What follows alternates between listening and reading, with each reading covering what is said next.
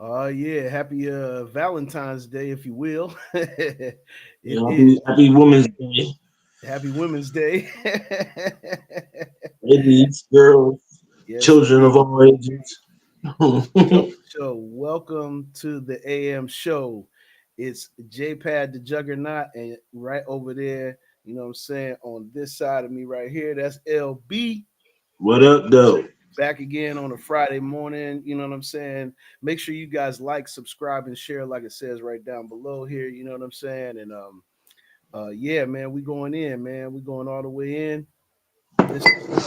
This is something that we're going to be here Monday, Wednesdays, and Fridays on YouTube and Facebook. You know what I'm saying? The AM show is just going to be, it's like a variety show. We're going to be having a little fun. We're going to be talking about some subjects that, I think that, and we all agree that, some of these subjects get danced around, but we need to talk about them. You know what I mean? Or, shed some light. It's going to be some historical things like what we're going to talk about today. You know, other than that, what's going on, LB? What's going on up there But in E Town? cold, snow, ain't not too much, same old stuff, It's Valentine's Day to everybody. Y'all about to spend all y'all money up on them women. You know what I'm saying? Trying to keep the peace in the valley. I know how it go.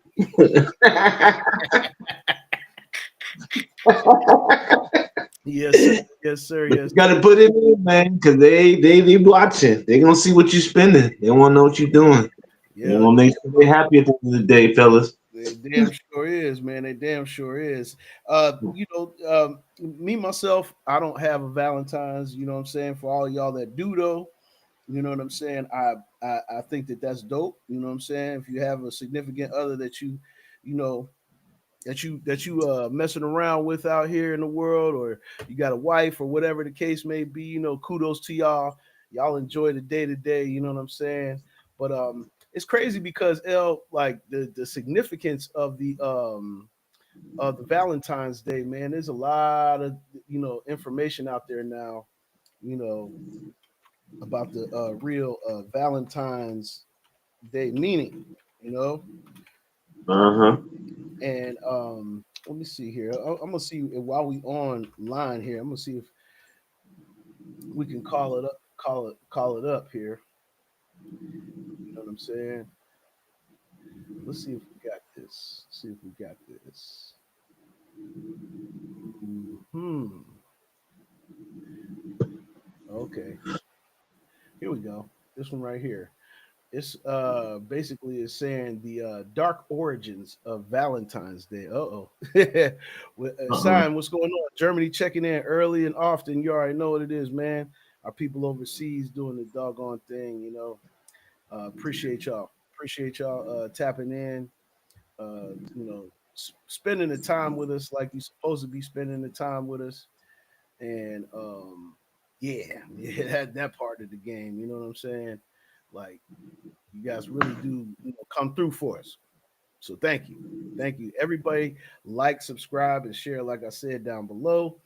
We are on Monday, Wednesday, Friday, 8 a.m. Eastern Standard Time for the foreseeable future. You know what I'm saying? So let's you know what, yeah, we're gonna go over this real quick. We're gonna pull this up real fast so people can take a look here. You know what I'm saying? The dark origins of Valentine's Day. I'm gonna do a little reading. Okay, I'm gonna do a little reading on this. I know some folks. Yeah, Sign said he don't celebrate Valentine's Day. Ah, Smart man. smart man. You must be a rich man. You must be rich.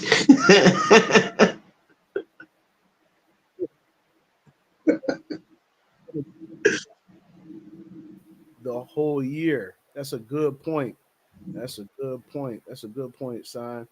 You know what I'm saying? That's fact right I there. want That's to do fact. something for my loved one. I can do it a whole year. You know what I'm saying? So Right. not everybody celebrates Valentine's Day. You know what I mean? So it's important for y'all to, know it all. If you want to know something, know it all. And I don't want to bust nobody's bubble today, but we're gonna talk about this right here to start off the show. The dark origins of Valentine's Day.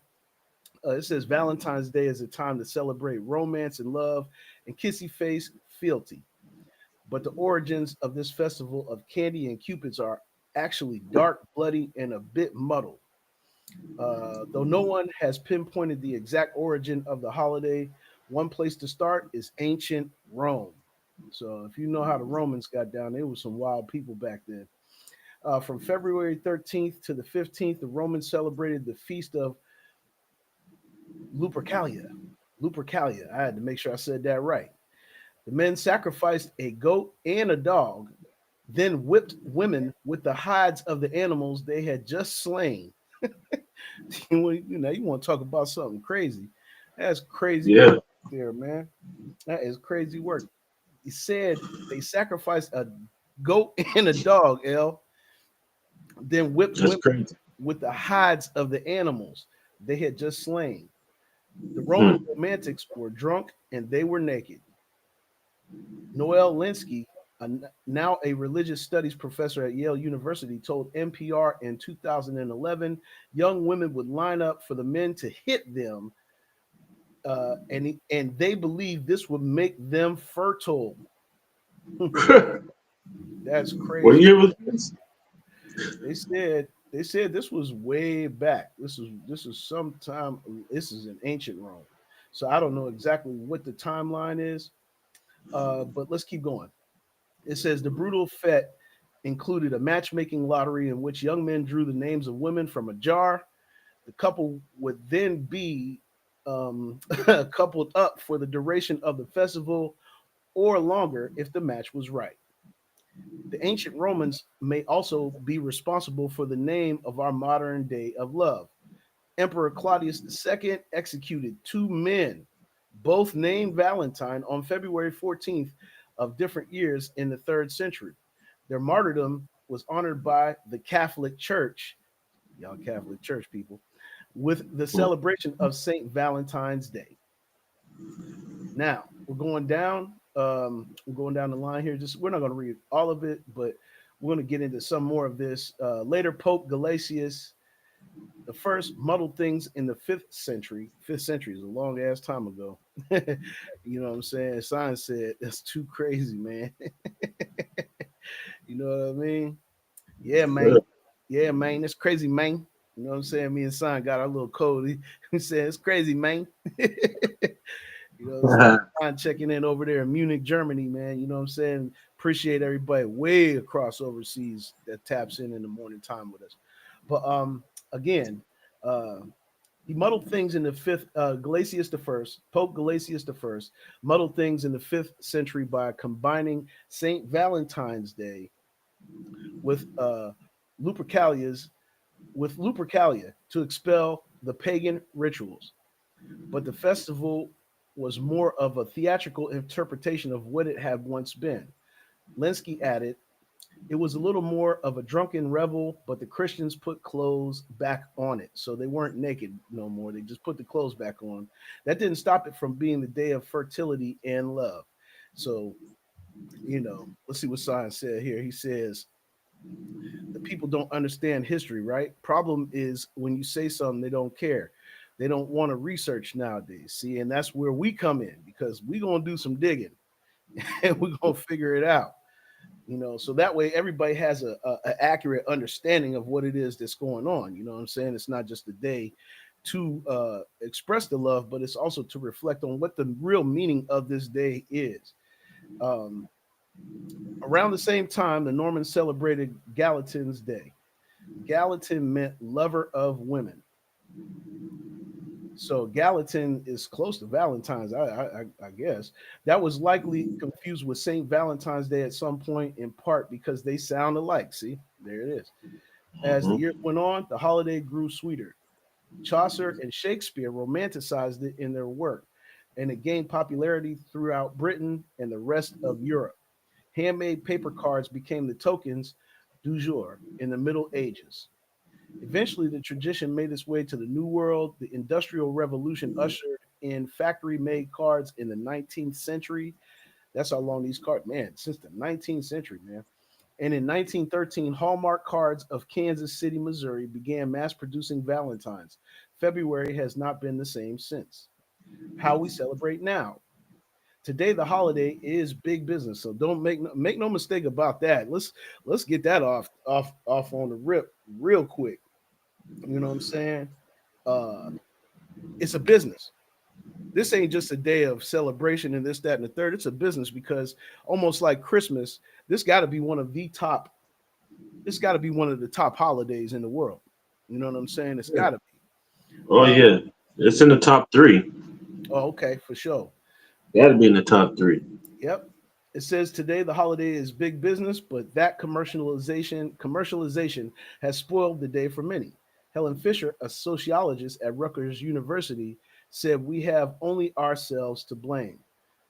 She says this isn't a command performance. If the people didn't want to buy Hallmark cards, they would not be bought, and Hallmark would go out of business. I mean, of course, that's common sense. And so the celebration of Valentine's Day goes on, and in very ways. Many will break the bank buying jewelry and flowers for their beloveds. Some will celebrate in a SAD, that's Singles Awareness Day, whining, uh, dining alone, and binging on self-gifted chocolates, while others will find a way to make peace with singlehood in a society that wants everyone to partner up. Yeah, man. So that was pretty interesting, man. So back in the day, it meant the guys would kill an animal, skin the animal, find a chick, and then put a beat down on them. What are we Cave- talking about right now? Caveman era. You talking about the caveman era for something like that and shit. You want to talk about something wild, man? That is wild business. I don't That shit know. was wild back then like that. That's crazy. Yeah, man. Like it's just like just something off the rip. You know what I mean? That's definitely And crazy. I don't know. I don't know, Larry. If to those who like to celebrate it, to those who do celebrate it, I give y'all a lot of props. I can't act like I ain't never bought no cards and no candy or nothing like that. You know what I mean?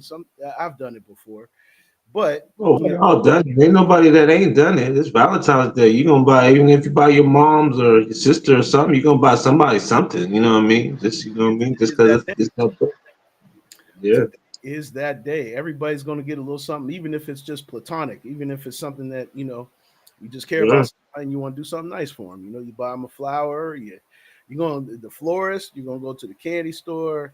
You're going to get a stuffed animal. You might, if you're lucky, you might get yourself something nicer, a little, yeah, a little racy going on down the road. Big spender, you might get them chocolate covered grapes and shit. I know a few cats that got some of them yesterday.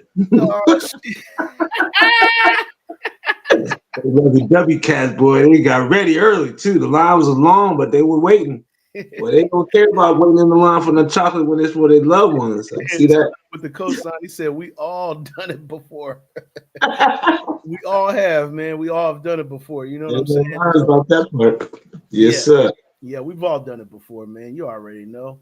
It is what it is. But it's a lot of fun. But you know what though, L? I of course, yesterday I went in and I was just watching the timeline yesterday, and I ran across a video that had me cracking up because I started thinking about, what I'm saying, how people get all doctored up for today. They get all Oh, they get all put that extra on just for that one day. the ladies in particular. But there was one guy. There was one guy. If you really needed to get that weave in order, because I know y'all like to wear them weaves. I know y'all like to wear them weaves. Let's not even. It sure do, boy. And them eyelash. You got that one with the eyelash too. Them Oh, Jones, them Jones be flying away and shit. They still be putting the motherfuckers daddy, on. daddy. Batty, batty, batty. I think what I took. Of course, I decided. You know me. I'm in the music game. You already know. And so I make beats. I custom make beats. Yesterday I came across a video of the old, skit on, I believe it was Hollywood Shuffle. Y'all can correct me if I'm wrong when y'all see the video. but there was a skit. It was Robert Townsend was in the shot, but it was a classic video of Robin Harris, and they portrayed him as the Weave King. And it struck me as so funny because I forgot about that skit and how funny it was. I was like, man, we're gonna do a spoof for the Valentine's Day thing. We're gonna have fun with it, you know what I'm saying? So I cooked up a beat, and in dedication, rest in peace, first and foremost, to Robin Harris. He was one of the funniest guys that ever walked the face of the planet. And there was just nothing you could say about it, man. Every time that man, did anything, whether it was stand up, do a skit, or something like this that I'm about to show y'all right now. Starring Robin Harris as the Weave King.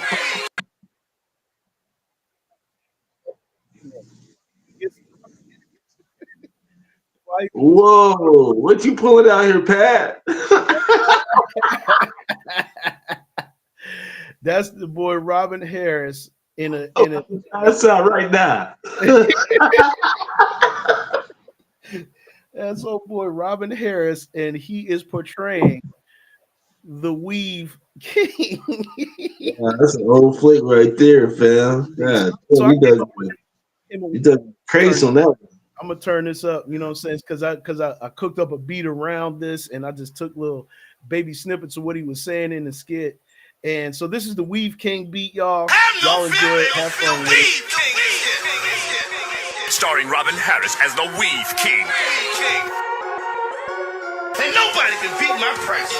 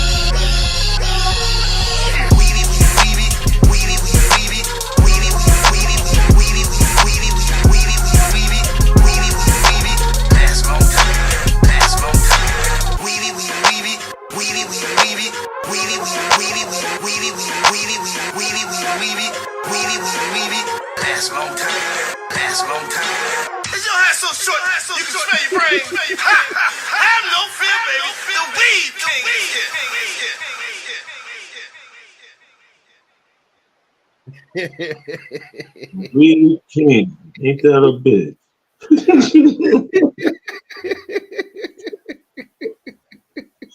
Ain't that about a bitch? That nigga pulled out the Weave King. Crying. Hey yo, man. Hilarious. You already know, man. We're gonna bring some fun to the show sometimes, man. And as often as I can, I'm gonna dig next week. So next Friday, every Friday, we're gonna call that shit Funny Friday. We gotta have a moment on the show, Funny Friday. I'm gonna find another funny ass clip, and I'm gonna cook a beat around it, and we're gonna do another one of these videos, man. So be looking out for this next Friday. You know what I'm saying? I gotta see that again, L. I gotta see that again, man. We gotta get some humor out of this. You know, go ahead and rewind it then. All y'all that go to the salon and get the weaves, or y'all got the quick weave, or the one that y'all just put on like a cap, the little tape on thing, like motherfucking the netting, the netting that you have, and that's just all this shit. The glue and all that other good stuff, man. You know what I'm saying? Let your hair breathe sometimes. You know, that's a myth, man. Y'all be thinking that we always want to see y'all in some hair that ain't really yours. My man James Grace checking in. What up, Jay? He said, Weave King. What up, Jay? Thank you for tapping in, man, this morning on the AM show, man. For those who are just tapping in, we gonna show it one more time. This is my spoof video beat. This is the Weave King beat. That is Robin Harris. Rest in peace to the great King Robin Harris. You know what I mean? So here it is, one more time. Starring Robin Harris as the Weave King. And nobody can beat my price.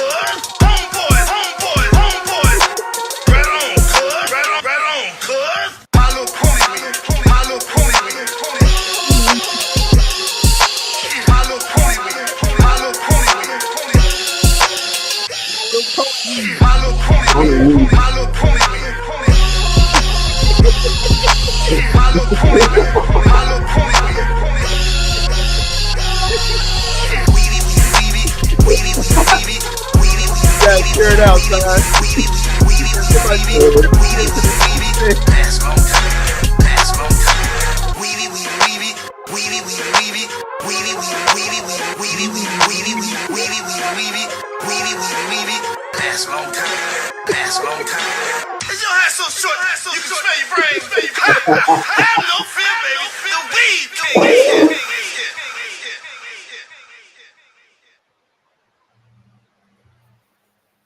He said I should do the next one. And have a dance for that motherfucker. Jay said you should do one next about Bernie Mac. Okay. Oh yeah. Okay. You say no more. We got the assignment. Next week it's gonna be Bernie Mac. We had Robin Harris this week. We're gonna go through all of them. You know what I'm saying? We're gonna do the Bernie Mac. We're gonna do Pinky. Richard Pryor. We gotta get Dolomite, Pinky. You know what I'm saying? Pinky, no. We're gonna get him too. You know what I'm saying? But yeah, thank you for that advice right there, Jay. You know what I'm saying? Sign said that will go viral. Yeah, man. Yeah. Oh shit.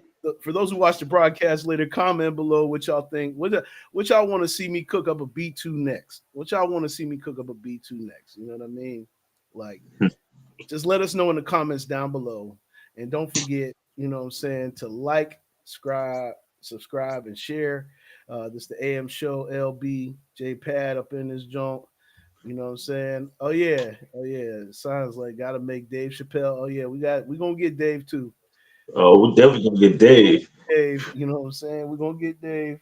It might be a back-to-back Dave. Back to back on him for sure. It was too many moments, you know. Charlie Murphy. We gotta do Charlie.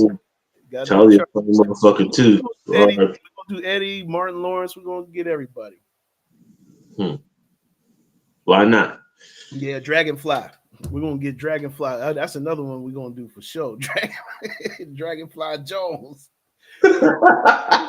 Get Red Fox. Now Red Fox is somebody that me and L, we've been watching Red Fox ever since we was like below knee high. Oh yeah, that's a legend right there. Man, we used to crack up then, and we still cracking up now because social media did a very good job at keeping his name alive. You know what I'm saying? As I said, fuck your couch. Yeah, we're gonna do that one. We'll do that one. You know what I'm saying? I'm gonna make a note of all these comments, you know what I'm saying, and I'm gonna get a list together of joints that we're gonna spoof out. You know what I'm saying? We're gonna spoof them all out. But that was definitely that one definitely one that we're gonna definitely do. Yeah, man. So yeah. That was our Valentine's Day spoof beat. You know what I'm saying? Because everybody went to see the Weave King. They gonna be out there today, and L was talking about.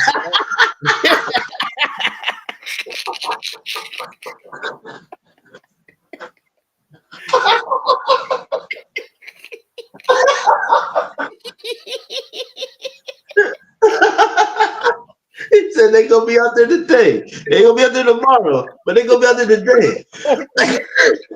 Hey,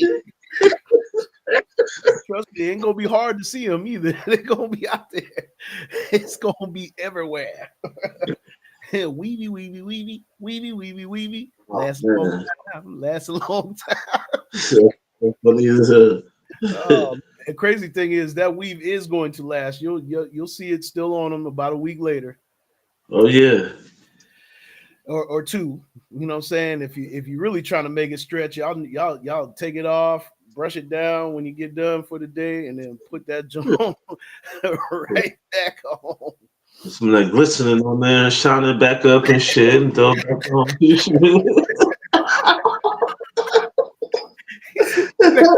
Put the glistening.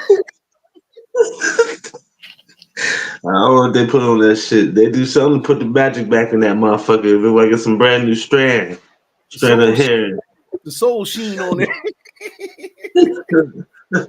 So cool. Oh, yes. We're gonna have to do that one too, L. We're gonna have to get them all. Soul glow. Oh man, I forgot about that one. So, all that, man. You already know, man. But yeah, it's real. So no disrespect to the Weebies, you know what I mean. But we had to do something fun, get y'all a good laugh to start this Friday morning.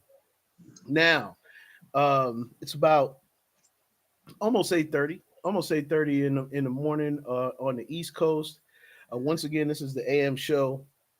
J-Pad over here. I'm sitting here pointing this way. Oh yeah, left from your right, man. Yeah.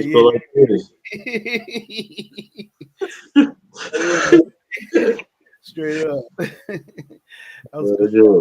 Man, but yeah, man, we're here, and we're gonna be here Mondays, Wednesdays, and Fridays. If the schedule changes, we're gonna let y'all know. If we're on, if we're not gonna be on or whatever. But because I know life be life, and sometimes we can't make it every single time. But we're gonna be here as often as we possibly can. Y'all run these numbers up for us, man. Like and subscribe, share it out, most importantly, because we're gonna have a variety of things to talk about. Our other counterpart that was here on Wednesday, Paji, he was here, and he had brought up the subject of kind of like shedding some light on we're from Erie, Pennsylvania. For those who don't know, we are from Erie, Pennsylvania, me and L. And so I was telling L, look, we're going to shed a little bit of light on the African American experience in Erie, because there's a lot of history with African Americans up north that a lot of people don't know about. And so I think we're going to take this time out in this part of the segment to shed some light on it. I pulled up a website called Shared Heritage, and I found out some interesting facts that I didn't even know. And Paji actually had sent me some pictures of a map that showed a lot of traditional names of the areas that represent Erie, and they all had names, and we really didn't know what those names were growing up. But as I got older, I found out that each section of Erie has its own like name, like a little borough or a little section that it had an affectionate name. You know what I'm saying? Like one of the areas is called Jerusalem. One of the areas is called Erie Heights. You know what I'm saying? And it's funny because they made a projects up there and they called the projects Erie Heights. You know what I'm saying? So it's a lot of different little sections in Erie, but this is just for historical purposes, but we're going to call this up real fast. This is a timeline of the African American experience in Erie County. Now, we're not going to go through every last one of these because, as you can see, it starts from the 1600s. And if we scroll all the way down, they got a timeline that marks all the way up to 2018. But we're going to pick out some important ones that people may not know about, especially in the early goings. it says right here in 1619, it says in 1619, the first slave ships arrived in Jamestown, Virginia. So Jamestown, Virginia was a port for slave ships. For those who didn't know that, you can look it up. 1780, Pennsylvania legislature passes an act for the gradual abolition of slavery. Though gradual, the law represented the first measure in the world passed by a democratic state calling for an end to slavery. In the mid 1790s, the first African Americans arrived, arrived in Erie County. So in the mid 1790s, that's when the first African Americans showed up in our city, in our county, as enslaved property of settlers like John Grubb and Thomas Reeds. It was 1795 when Bo Bladen became the first black landowner. So Bo Bladen was the first black landowner in Erie County, and he owned 400 acres. He owned 400 acres there in Mill Creek Township, of all places. That's the craziest thing because Mill Creek's not predominantly black. And a lot of people know that Mill Creek never really been predominantly black in our era. You know what I'm saying? But the crazy thing was there was the first the black landowner in Erie County had 400 acres. Forget about 40 acres. He had 400. That's crazy.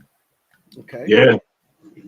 Okay. In 1800, it says the U.S. Census for Erie County counts 1,448 free whites, 17 free persons of color, and 2 slaves. So even in the 1800s, there was still, even though they pitched for the abolition of slavery, there was still people in Erie County that were slaves in 1800. 1813, African American population in Erie more than doubles with the arrival of black sailors from the East Coast. These sailors proved invaluable to Oliver Hazard Perry in the Battle of Lake Erie on September 10th, 1813. So, we know a little bit about Perry.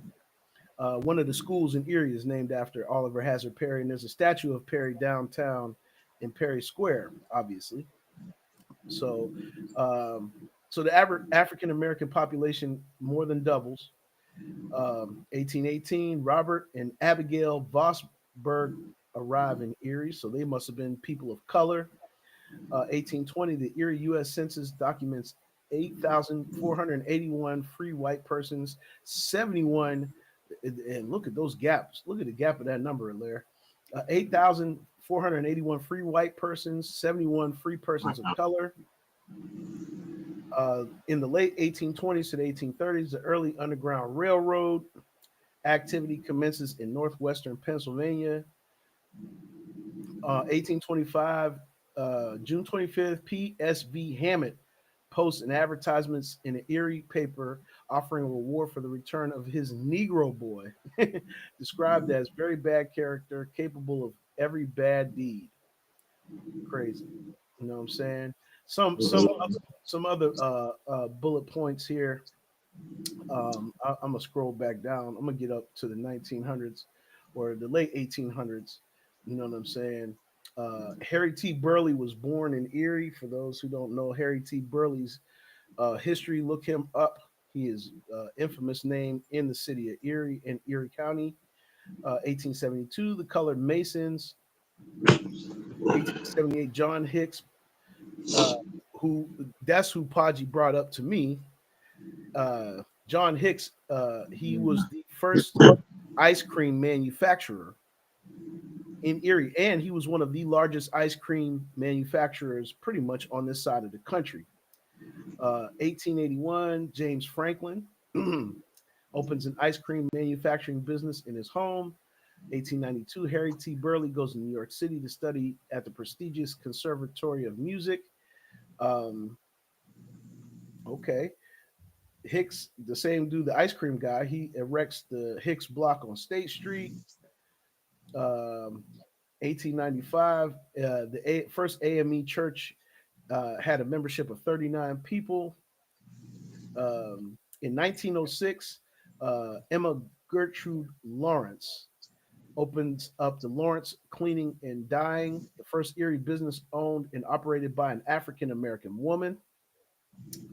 Uh, for those who attend Shiloh Baptist Church, your church was organized in 1915.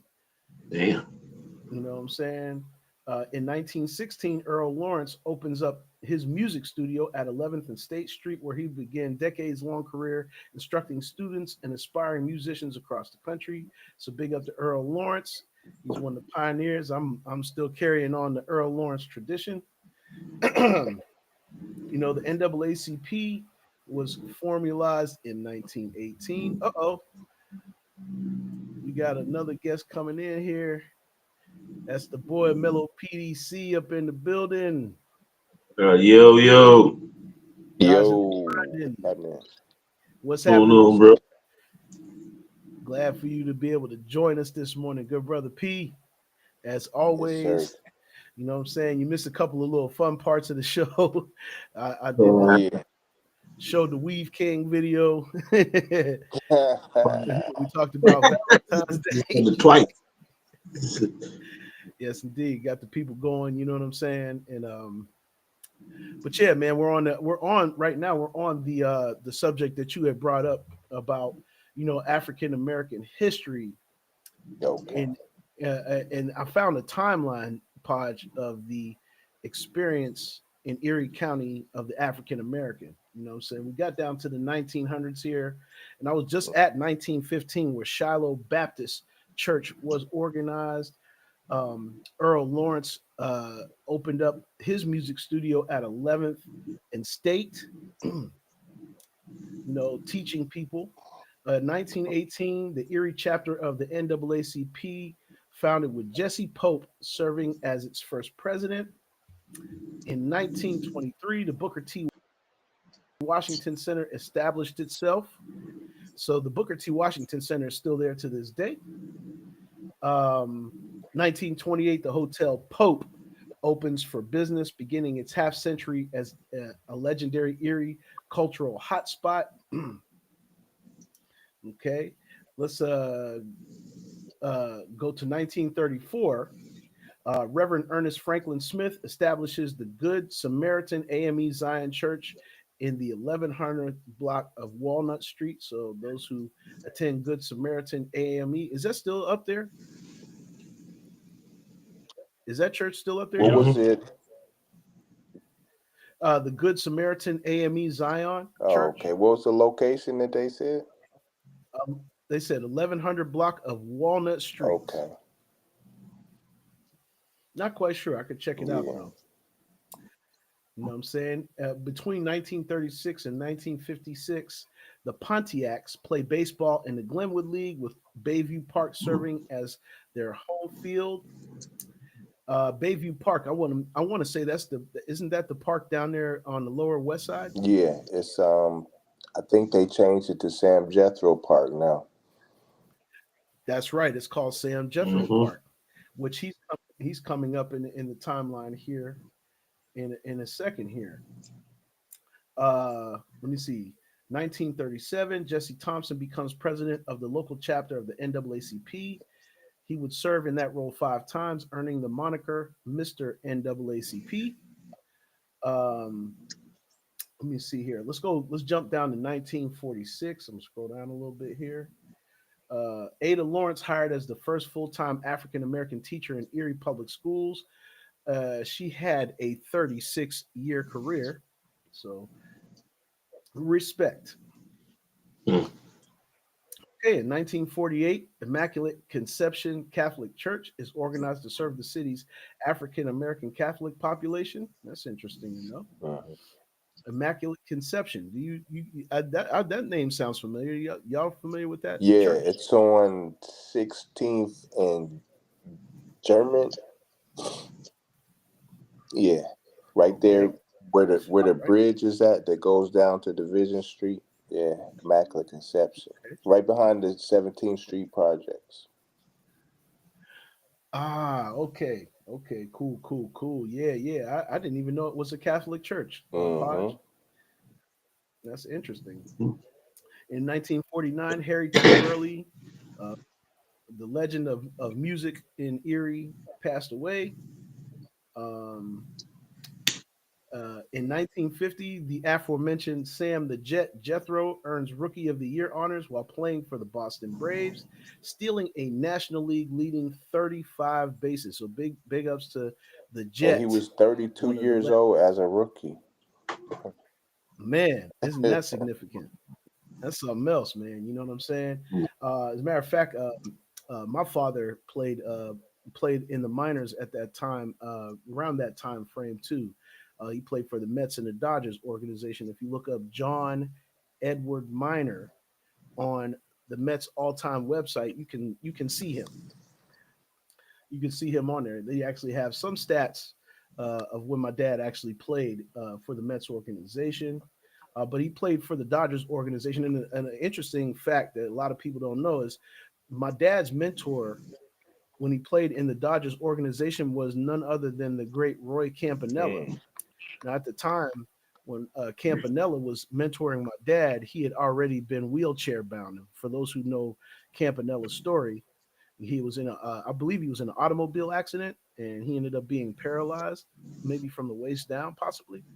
Um, I don't know the exact history of that, but yeah, nonetheless, yeah, big ups to Sam the Jet Jethro. You know what I'm saying? Who actually was an Erie staple and an icon, rightfully so.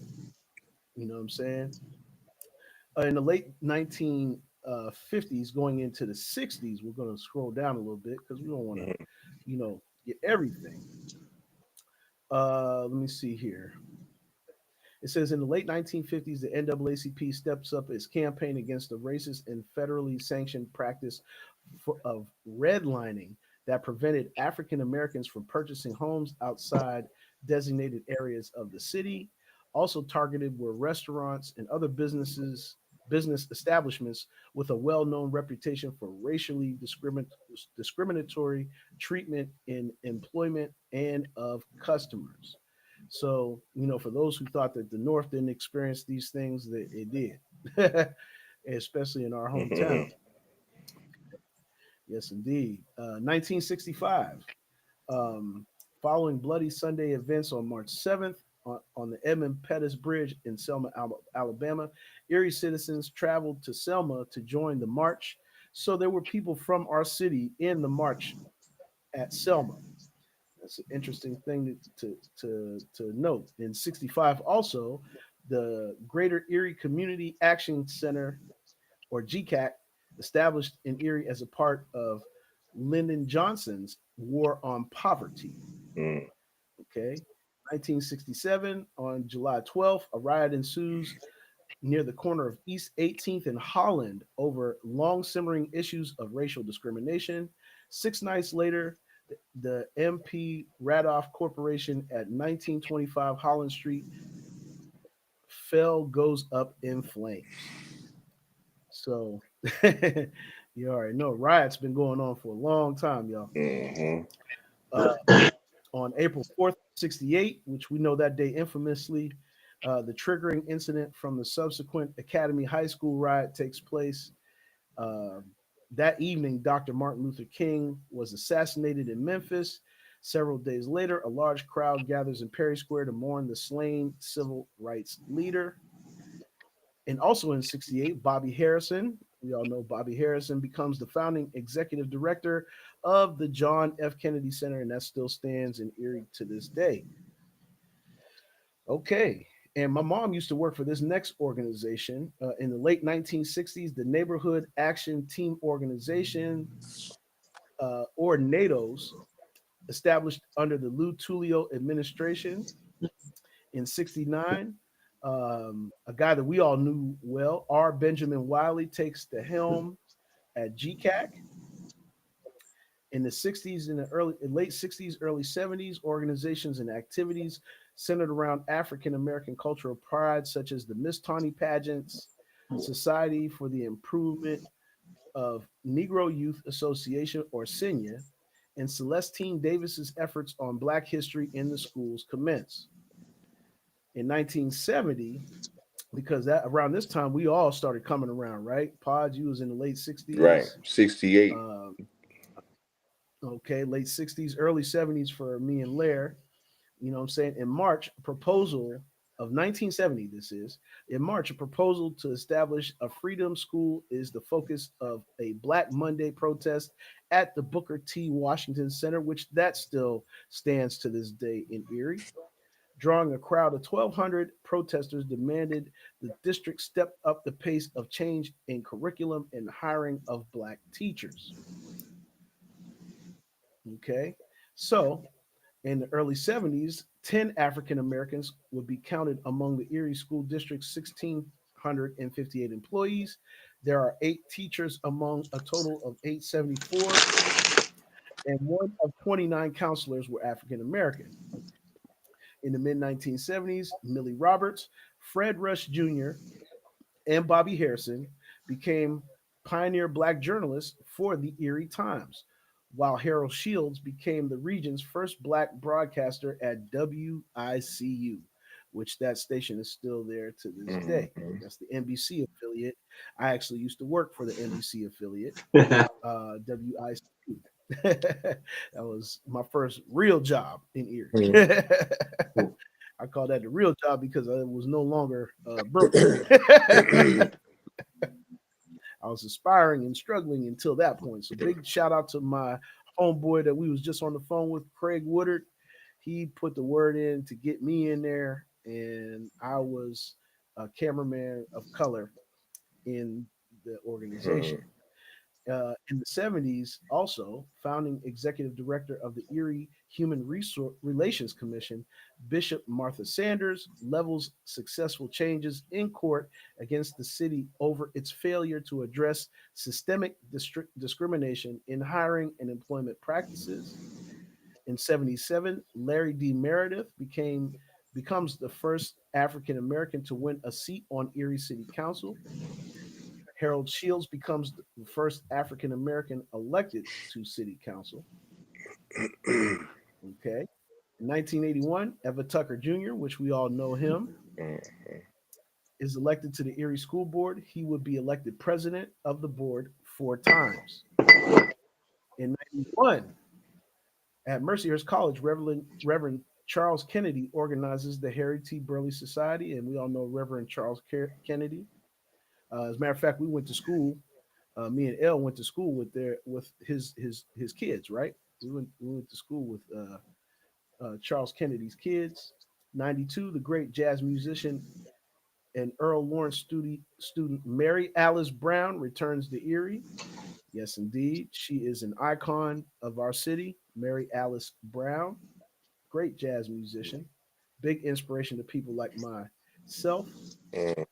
In 92, Reverend Hurley's Murphy organizes the first Walking in Black History tour of the South, carried on today by Gary Neal Horton. Big ups to Gary. We all know Gary Horton very well.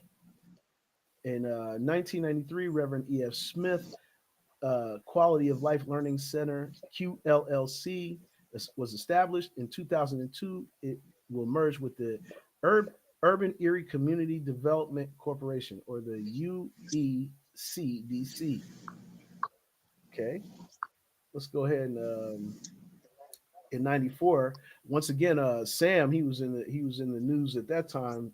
Sam Jethro, he filed a lawsuit against Major League Baseball, arguing that his minimal pension was the result of a delayed playing career as the result of the color barrier, which I can empathize with that because my dad, when he did play in the minors, he said it was tough to get a call up, and there was guys that he was better than, and I'm sure that Sam was better than, that were getting the call up so they could get the proper pension at the end of it all, and the color barrier was a factor in the 50s and the 60s in Major League Baseball.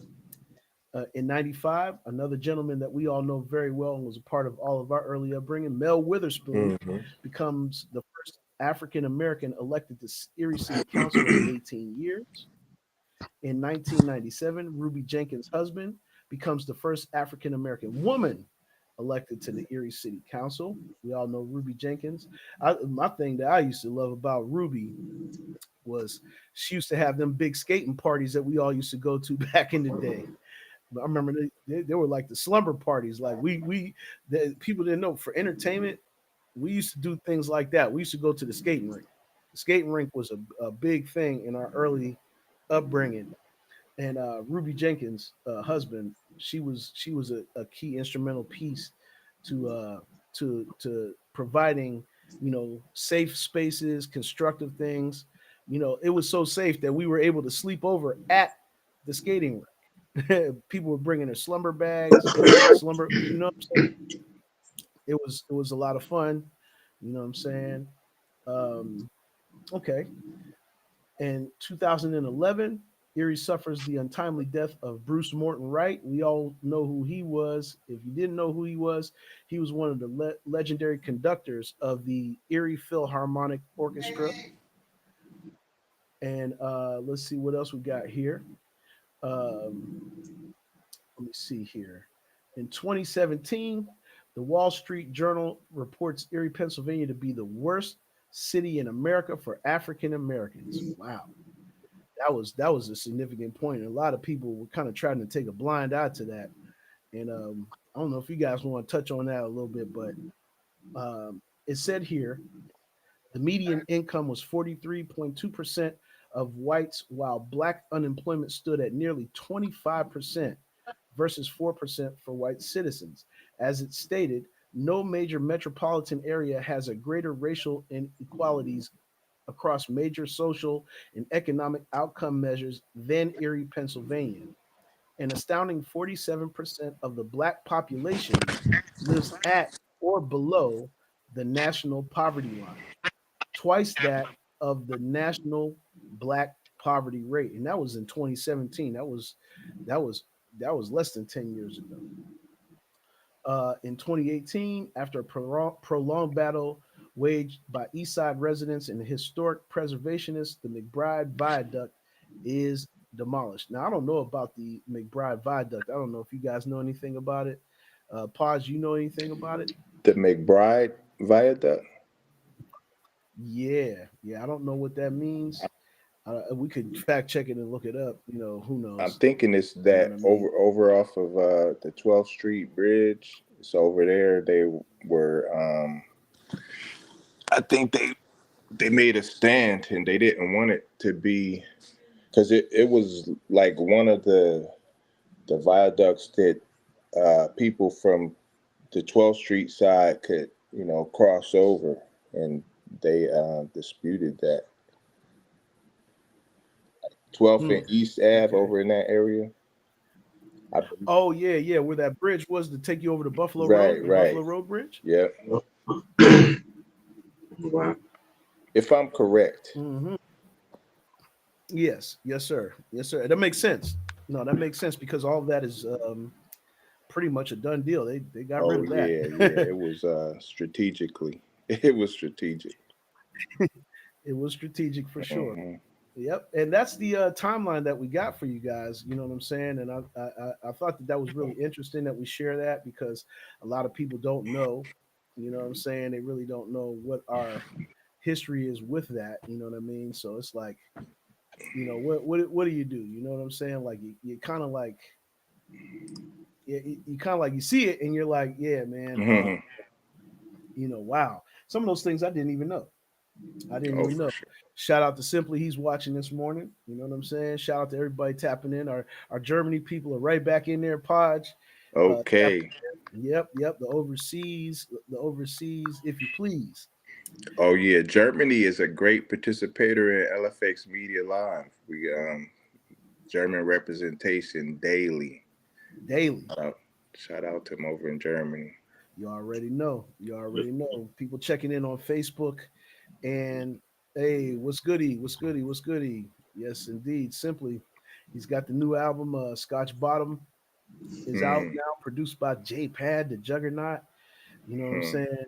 And yeah, man, yeah, we were talking about the history of Valentine's Day, Podge. If you want to give a quick little take, we talked about the not so popular side of this. Yeah, we got into it, and we were basically just to recap. the Valentine's Day had dark origins. You know what I'm saying? Mm, We had discovered through our through our conversation this morning that the Romans between the 13th and the 15th, and this is in ancient Rome. The mm, Romans celebrated the feast of Lupercalia. The men sacrificed a goat and a dog, mm, then whipped women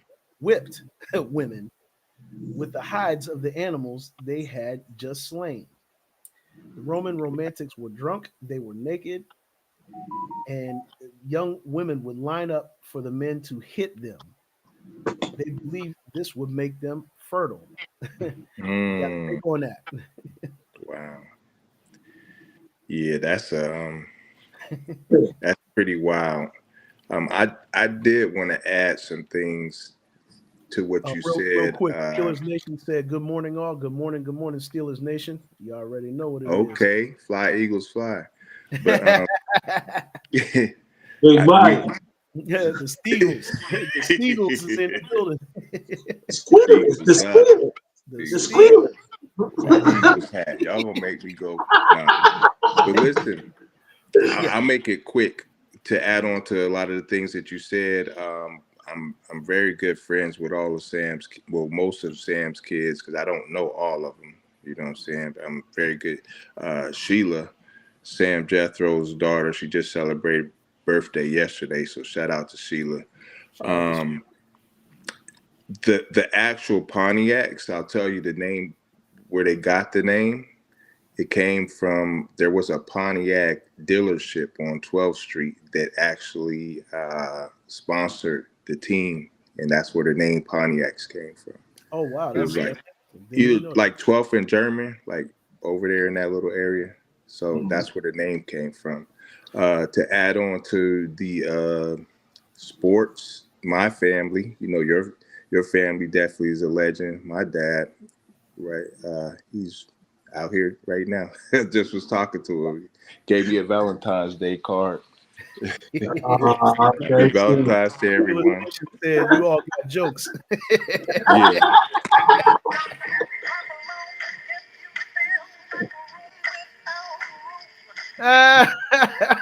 What's that?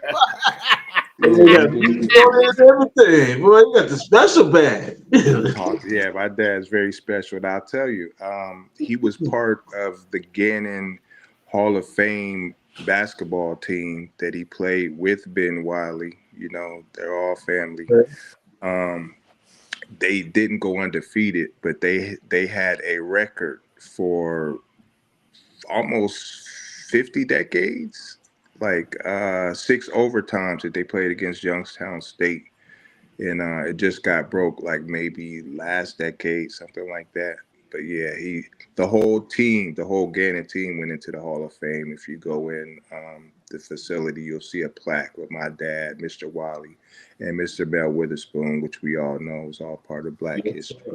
Yeah, we gotta clap that up. Man, that's right on point. Podge, you know what I'm saying? It makes sense, the Podge is the tree on the podcast, you know what I'm saying?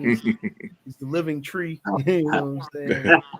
Yeah, Hey, we all actually played basketball in Erie. You know what I'm saying? All of us did. Me and Larry, we both played on the Strong Vincent uh, Colonels basketball team in the late '80s.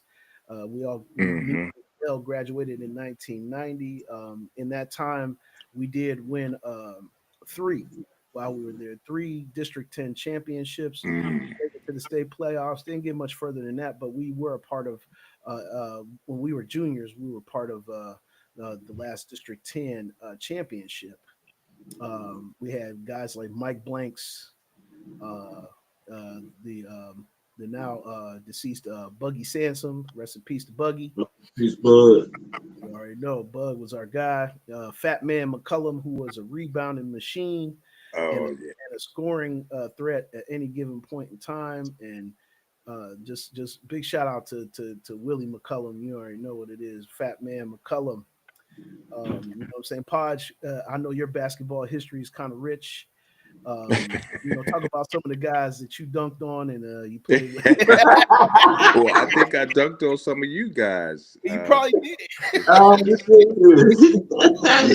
We was at the Seam Center getting it in because I didn't journey to the West Side much, not for sports, but you guys, I would see you guys on our side or across Oh the yeah, way. because we went everywhere. Me and L used to ride bikes all over Erie. Like we would be on the east side, the west side, up by where we were all at on 38th, all the way down, and Mm-hmm. all kinds of places. One place that we used to have fun, and I think that a lot of people forgot, was Roosevelt Middle School.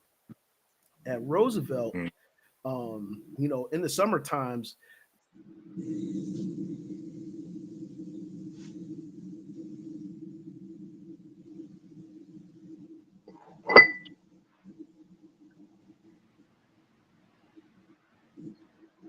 Coffee's brewing.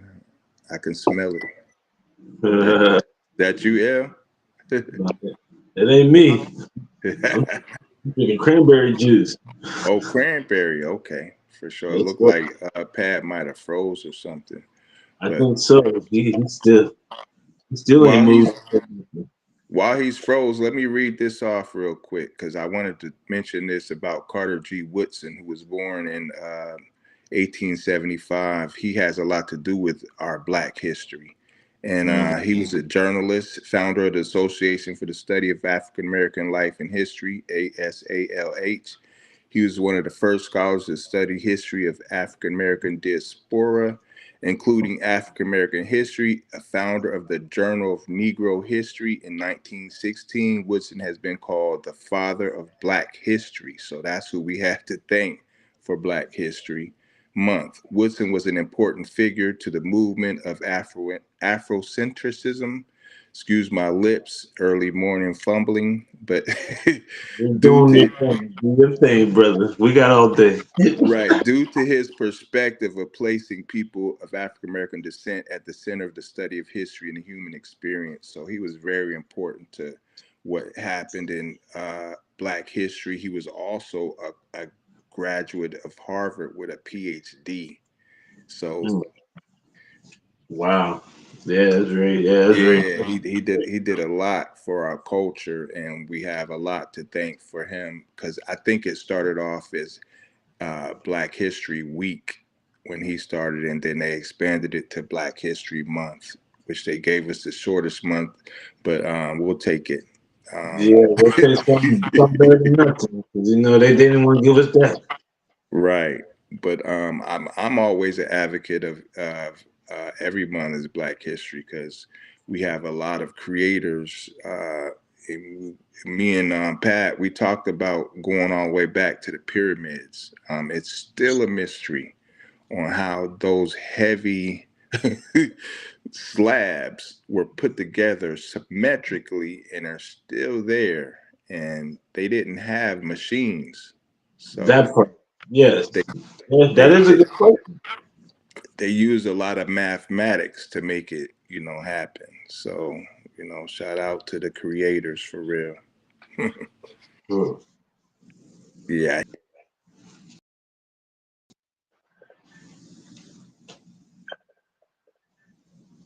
I don't think this is bad right here. Yo. Yeah, man. The internet stream player hated here and kicked us off. Oh, me and Pod still talking this shit. Yeah, man, it kicked me all the way out, man. My internet is down. The broadcast ended. Oh, okay. He kicking facts and everything. Shit, we still talking. Man, listen, that was the craziest business, man. It kicked me off. The internet jumped off. I don't know what happened out there. I don't know if my mom turned the internet off. I think that's what happened. So now it just went right back up and shit. You know what I'm saying? Oh shit. Yeah. Yeah, man. I think he's still on here. P. I'm trying to jump back in. I see the LFX symbol still sitting up there and shit. Yeah, we still chopping it up, thinking we're still on this shit. Yeah, we're gonna see. We're gonna try to jump back in there.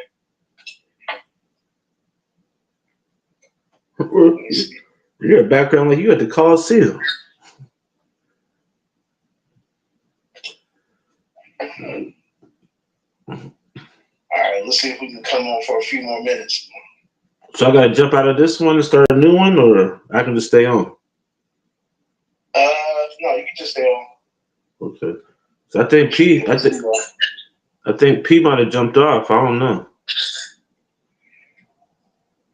Yeah, P jumped off and shit because he was just on here right before you called me. It's saying that we on there. Yes. Okay, yeah, I see it. All right, my bad, man. My bad. Hold on, hang this up real quick. All right.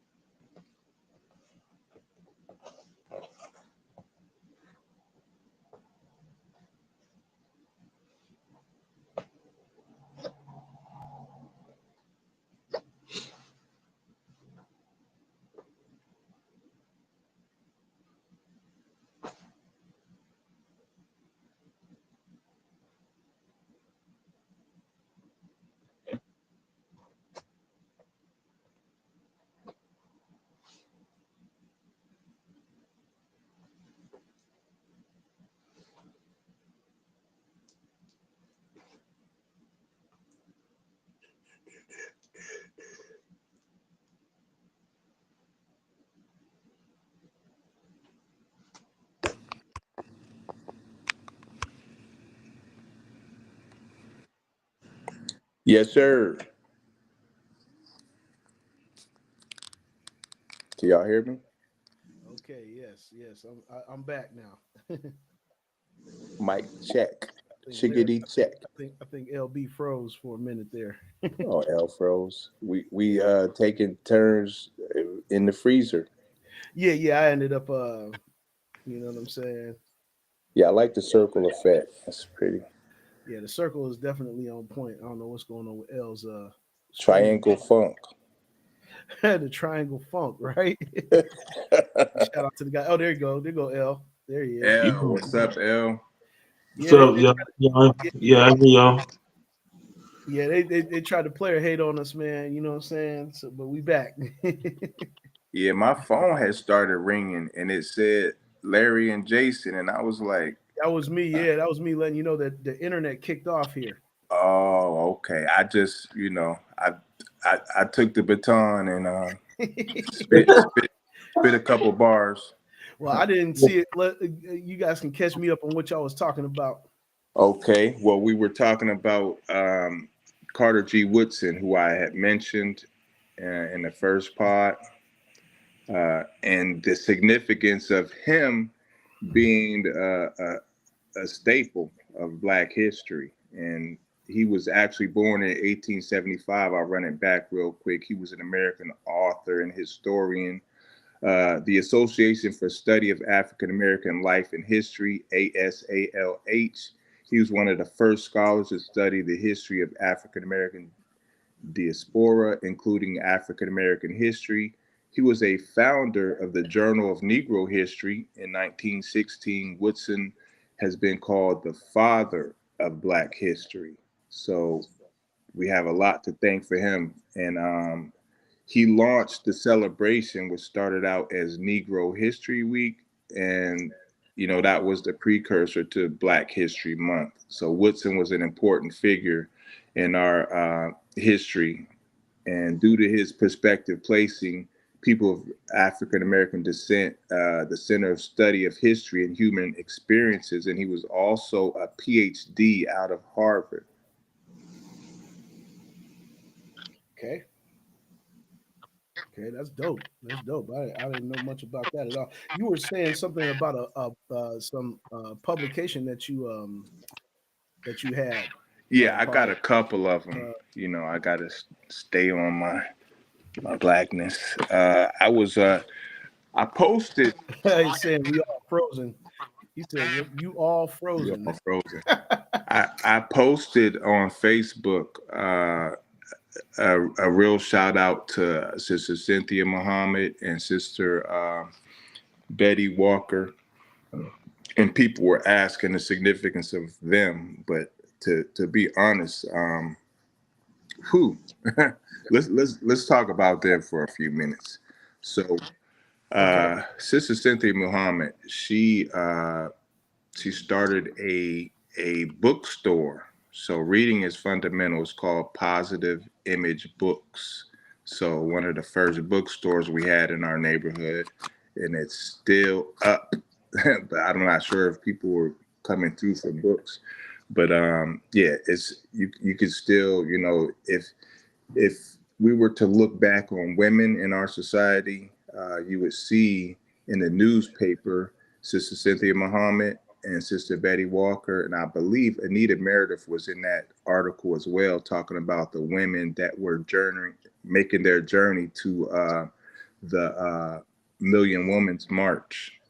So they were figures that people figured, the newspaper figured these are the women that represent the city of Erie. So besides Positive Image Books, you also started the Black Erie Yellow Pages, which existed for several years, and you could find documented all of the businesses. And today we have Erie Black Wall Street, which kind of digitally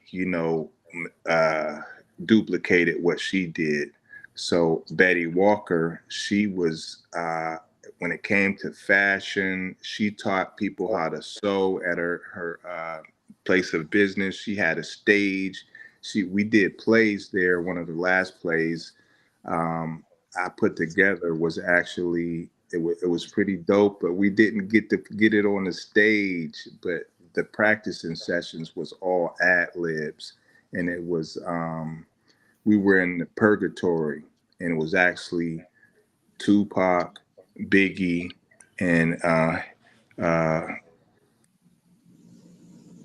what was the Black Panther, Huey P. Newton. Oh, Huey P. It was the three of us. I played Huey P. and my guy from what's Chantel's group? Supreme. You talking about Supreme Design? Supreme Design, yeah. It's crazy because I used to manage them, so I'm like, I'm fumbling over name. Concrete Thoughts. Concrete Thoughts. Yeah, I remember this. Yeah, because Lester's nephew, Caprice, he was in. Yeah, the group he played Tupac, and you look like Tupac. Right. So you can imagine, we never made it to the stage though, but we had a lot of that's crazy. Talk and practice. We were in Purgatory talking about what each one of us did in history. But this was at Betty Walker's place. She had a stage. She was heavy into fashion and design, of course, because she taught people how to sew. You did poetry on her stage. It was called Sojourner's Expressions, so. So her sister Cynthia and sister. Now, Sojourners was on State Street. Yes. Am I correct? Mm-hmm. Right around like 14th and State, somewhere around there, 14th and 15th. Of course, Cora's hat shot. Yeah. So they were very Of course. very important. LB knows what time it is, man. We used to raid Kokoris. It's a funny story, sidebar and Go ahead. Podge, you know what I'm saying? Basically how I got the nickname Padding and things of that nature. But me and L, we were big fans at that time. L had a Toronado. He was the only dude I knew in school that had his own car. Wow. No, I used Tune to in for ride. this. Once LB had a car, we player status because Toronado. Anybody know what a Toronado is? Yes. Oldsmobile Toronado. That was a Cadillac Oldsmobile. It was like the Eldorado Mm-hmm. of Oldsmobile. Big ass trunk. You know what I'm saying? Big block engine, but one finger motion. L used to whip around. But in the tape deck though, we used to have EPMD playing. So EPMD was man. L can tell you, man. We used to wear EPMD's albums out. All of them. But the thing that we loved about it was different than what everybody else was going on at that time because everybody was wearing the Kangol and things of that nature. Me and L, we decided to go down to Kokoris and we would buy up all, and they were cheap too. I remember that, L. It was so cheap. We bought every color damn near. What they had. Every color they had of the bucket hats, the fisherman hats. You know what I'm Mm-hmm. saying? So me and L would come to school and we was rocking the fisherman's. Steeler Nation said one finger motion for me. Hell yeah. That's exactly what kind of car that was. It was a one finger motion with the steering wheel. You could just, you didn't even have to have both hands on that steering wheel. That steering wheel, Swinging. It was swinging. yeah, you don't know about them, the Lincolns and the Cadillacs and all them of that time. You know what I'm saying? One finger motion, the Oldsmobiles. But yeah, that's just had to sidebar that real quick. But yeah, going back to Sojourner's Truth, Podge, go ahead. I'm on it with you. Oh yeah, so I was pretty much done, but I was just saying that it was a place to convene, and she had poetry slams, she had plays, and she and Sister Cynthia were boots to the ground, and I had a conversation with Sister Cynthia, and she said exactly what I'm saying now, and she said, they were the gatekeepers, so to speak. And she said, and I quote, she said, you can quote me on this. Who are the gatekeepers today? There ain't none. Who There are ain't the none. gatekeepers Everybody went today? wild. Let us know in the chat if you know who's the gatekeeper, or you might be a gatekeeper yourself. I don't know. But Oh yeah, big shout out to Dismos watching from the Dominican Republic. You already know what it is, man. Shout out, brother. You know what I'm saying? My LA homie, chilling in the DR in that hot ass weather. yeah. I like to shout out Penn State Barron College as well because I was a student there yes, I was a student at Edinburgh, but we stayed at at Penn at State. Barron with the parties. Woo, man, the parties back then were crazy. Right. Shout out Chili J. But the reason I brought up Penn State Barron because they had a great speaker series. I got to go one-on-one with Spike Lee. I got to go one-on-one with Danny Glover. Yes. I went one-on-one with I don't know if y'all remember Oz. Yeah. Remember Mums the Poet? Yes. Rest in peace to Mums. I think I was in one of those. I attended one of those times. I think it was when Spike was there. Yeah. I was there at that time. What year was that, Paz? You remember roughly? Spike Lee. That was it had to been the 90s, right? Yeah. This was like 90 in between 92 and 94. Okay. Yep. 92 I remember 94. And the crazy part, me always networking, I asked him for his email address when we got done. He said, man, I don't do no email. He gave me his address in Brooklyn and wrote it down. Wow. Wow, that's crazy. Another interesting fact with me being a student there, my freshman year, which was 1990, I actually was Martin Luther King in the play that they had with the African American what was that, the African American Student Union, I want to say. I don't remember what it was called, but AACL. okay, yep. And so I was they picked me to be Martin Luther King. It was really interesting because I had to memorize some speeches and stuff from like the Birmingham jail. Wasn't it called ABC?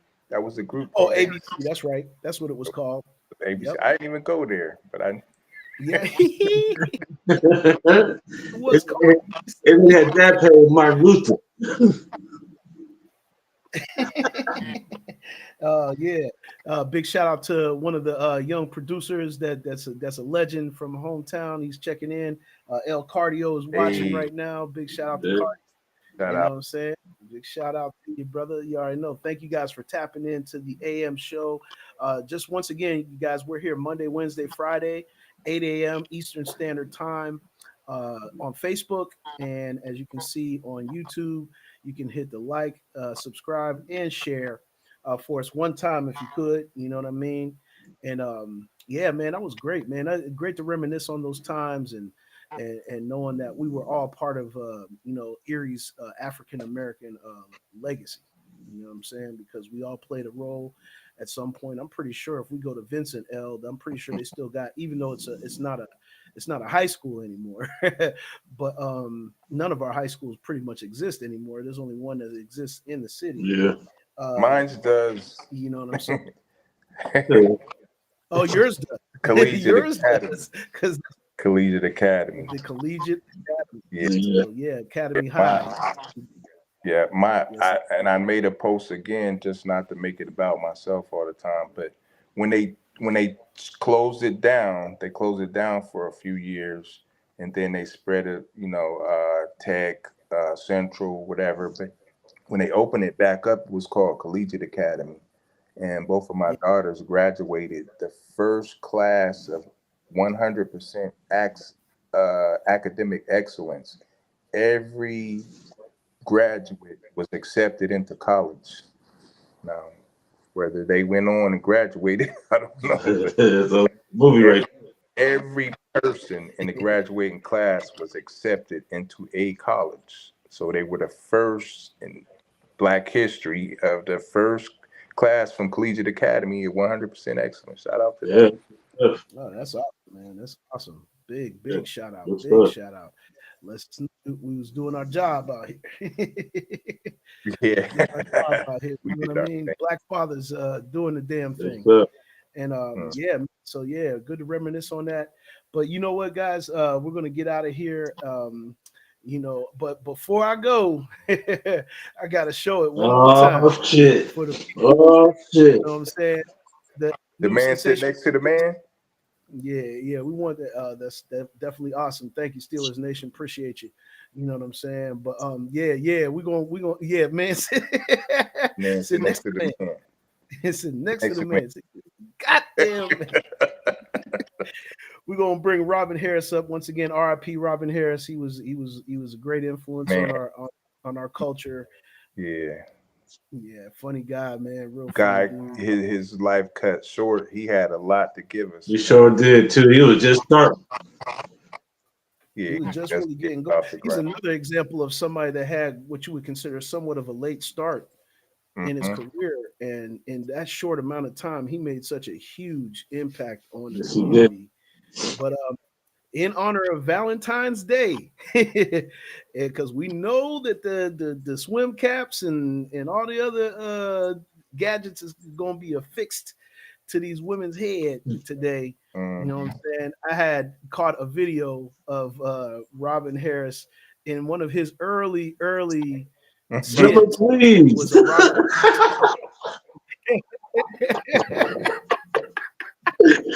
Hey, where the hell's baby? Where the hell's baby? Yes, this was a clip that I found online yesterday, and I thought it was so hilarious that I couldn't leave it alone. I had to chop it up and do the custom beat thing, and I made a custom beat of this. This is, and then of course I made a video. So if you guys see the video, share it out there. Let's make it go viral. But this is the Weave King. Have beat. no fear, baby. The Weave King. Starring Robin Harris as the Weave King. And nobody can beat my price. Weave King.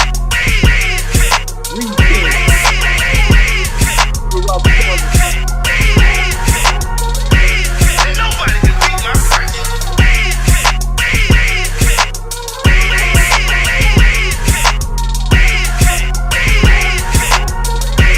And nobody can beat my price. I get the lead for the homeboys. Right on, cuz. Right on, cuz. Homeboys, homeboys, homeboys. Right on, cuz. Right on, cuz. I get the lead for the homeboys. Right on, cuz. Right on, cuz. Homeboys, homeboys, homeboys.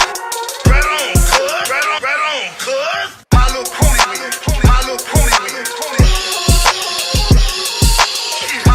wing. My little pony wing. My little pony wing. My little pony wing. My little pony wing. My little pony wing.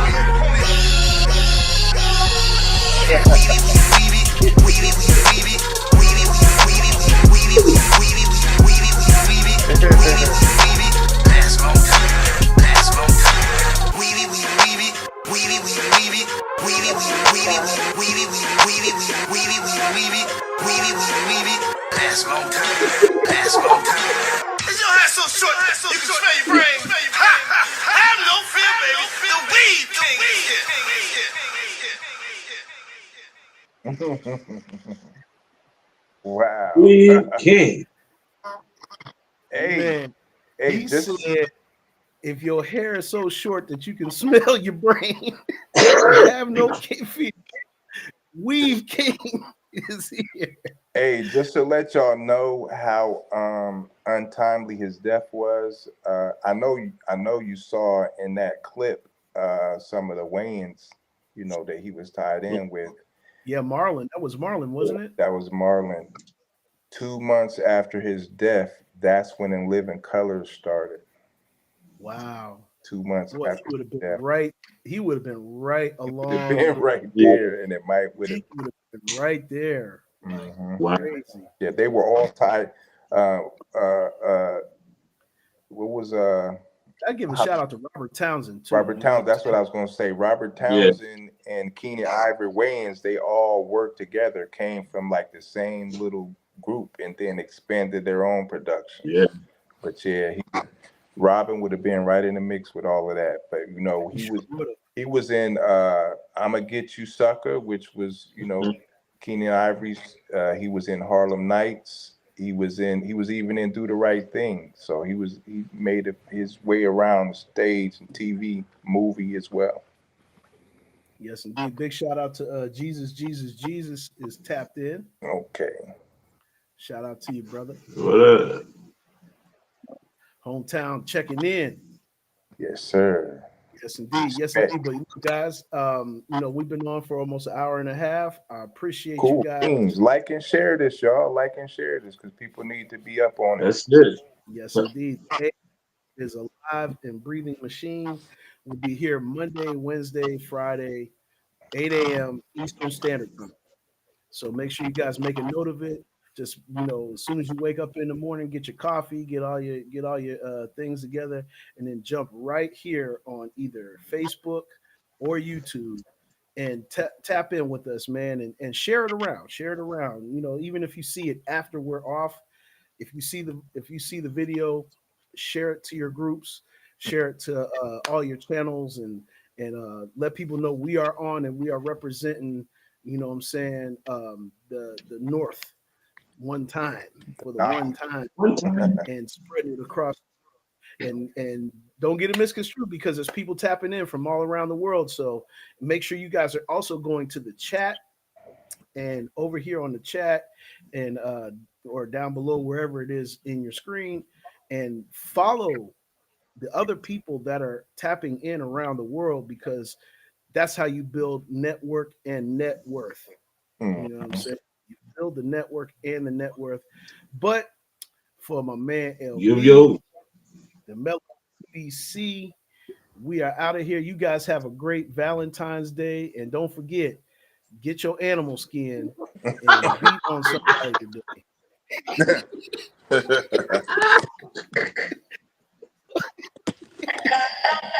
You know what I'm saying?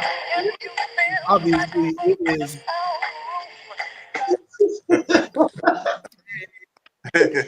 Yeah. You know what I'm saying? This day it's got to be a leather belt because the leather comes from A cowhide. Yes. Rawhide. Ladies, make sure you get your butt pads in order because the spankings are going down today. All day long. Maybe until early morning.